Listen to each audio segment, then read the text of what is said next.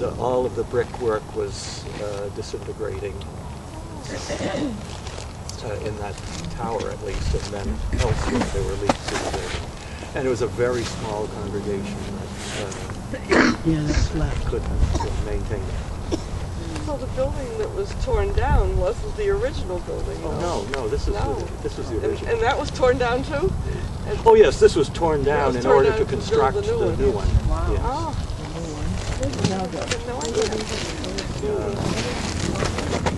So this is a postcard, a colorized postcard. So I'm not sure exactly how it looked. Were they able to save any of the stonework or anything from the Baptist church?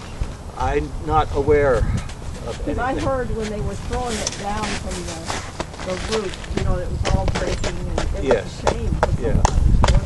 Apparently some people just came and took to clean up the stonework, and that is to take the mortar out and so forth, would be too expensive.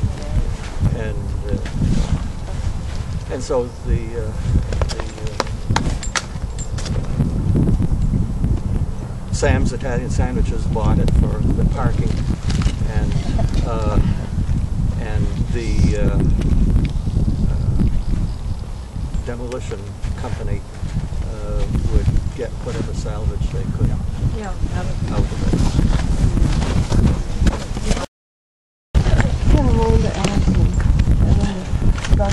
As a Batesy, I need to point out the Orrin Cheney grave. Orrin B. Cheney. He was the founder of Bates College and served as its first president as the seminary, 1855. It became Bates College in the early 60s, and he retired in 1894. So it was about a 40-year period that he served as president. And he was essentially an abolitionist, and was also elected to the state legislature as a free soil candidate, the anti-slavery party of the time. One of his daughters married a Boothby, and the Boothbys lived in what is now the President's House at Bates College, right at the end of Campus Avenue.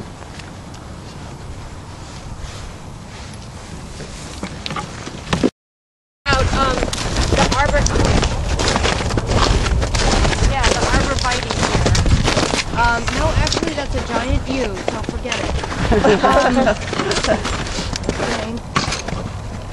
No, there is an arborvitae in there, and there's a U next to it, but the arborvitae is the more ferny looking one on the left there, and you'll see a lot of them planted in cemeteries, because does anybody know what arborvitae means?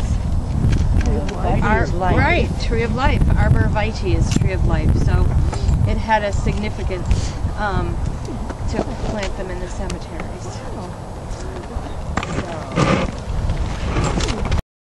Nelson Ham, part of the famous Ham family of Lewiston.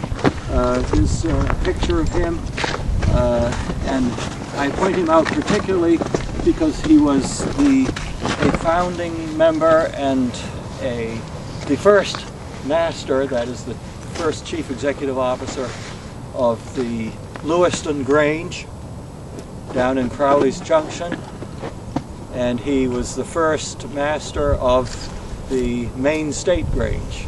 He founded the Maine State Grange, and they founded the Maine State Grange in Callahan Hall in the upper story of the Lewiston Public Library.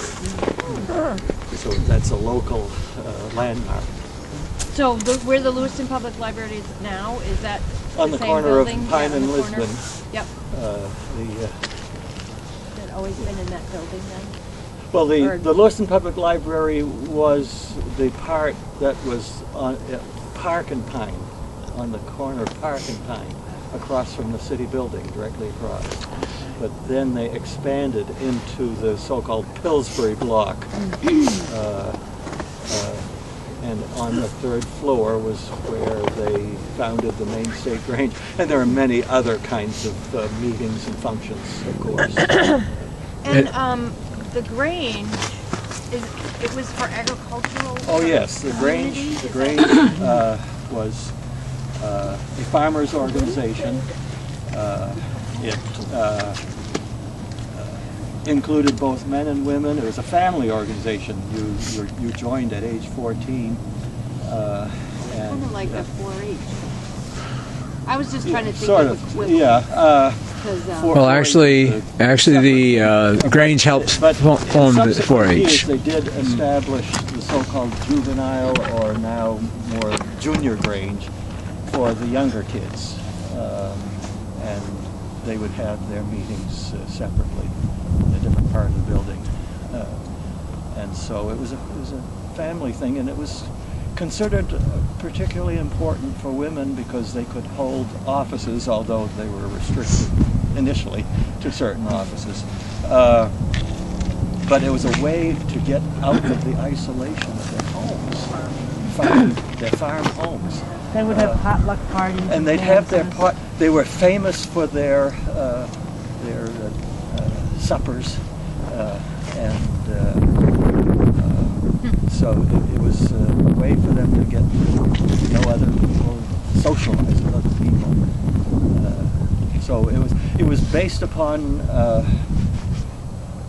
Masonic kinds of ritual and so forth, but it was unique in that both men and women participated, and they essentially were there were only about 4 officers. There was a lady assistant steward, and then there were the 3 graces, the Ceres, Pomona, and Flora. Were the lady officers. They were labeled lady officers,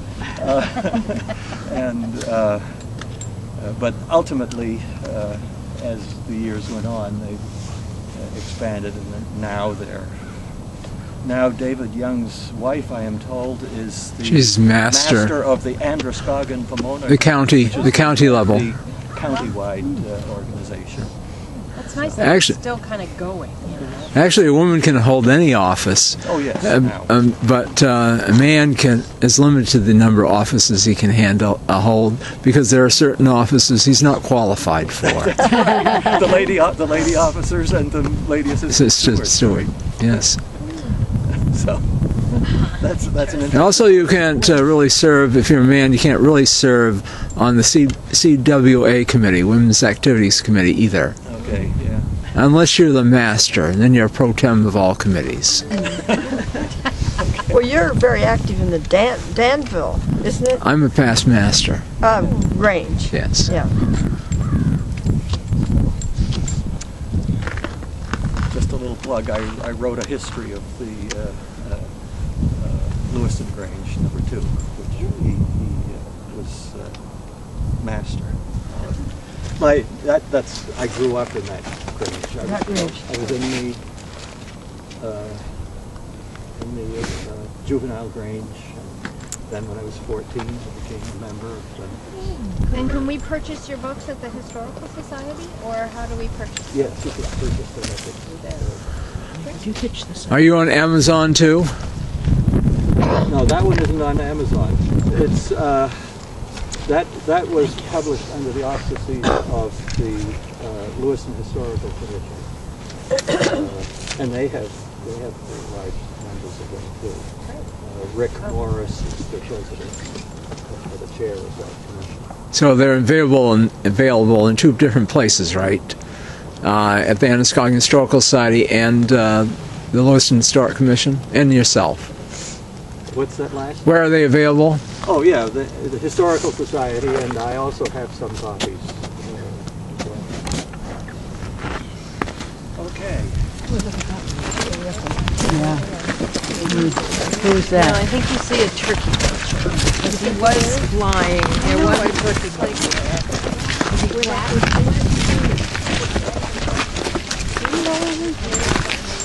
Okay. Yeah, there's a kind of segregation here. The question is, she does not see very many French names. That's because they have their own cemetery. The Irish largely are down on, well, off of River Road, Mount Hope Cemetery in Lewiston, Right. near Geiger Brothers, in that vicinity. And the French are in St. Peter's Cemetery, which is further up Main Street. And so, yeah, this is primarily So an those Anglo. Baptists, Well, Anglo. Anglo, yeah. So, okay. Jonathan L.H. Cobb. I don't have a picture of him. I probably could get one at the Bates Archives or whatever, but he was about my height, maybe about an inch smaller, but he was 60 pounds more than I am. And so he was a member of the Androscoggin County Fat Men's Society. I don't know. You know, Joe, it existed. It existed. It was published in the newspapers. The names of all the members and their weight and their height, which is. But you did not record. You did not. They've been transcribed and they're Who online. transcribed it? Betty and I did. Yeah, I thought you and Betty had done it, and it's on the website of the Androscoggin Historical Society. So we might just start with that. But he was the one who was the agent of the Boston industrialists for Bates Mills, and then had Cumberland Mill himself. His house is on Main Street in Lewiston. You know, Main Street was the place to live. Sure. It was Main Street. As you come out of High Street, as you come from the hospital, Right. come out of High Street, the building, the house right there, Yeah, that's it. as you sit at the traffic light, I noticed it the other day. is his house. And it's on the National Register, but it's kind of run down, I think. Yeah. Yeah, you said it was apartments? Is it apartments or is it single family? It's It looks like probably it's apartments. apartments, yeah. I'm not sure. He also was, he was quite wealthy and involved in all kinds of things in politics. He was on the committee to establish the Central Maine General Hospital, but then he quit in disgust because they couldn't decide where it was to be located, Auburn or Lewiston. Does that sound familiar? He also has a certain claim to fame as a donor to Bates College.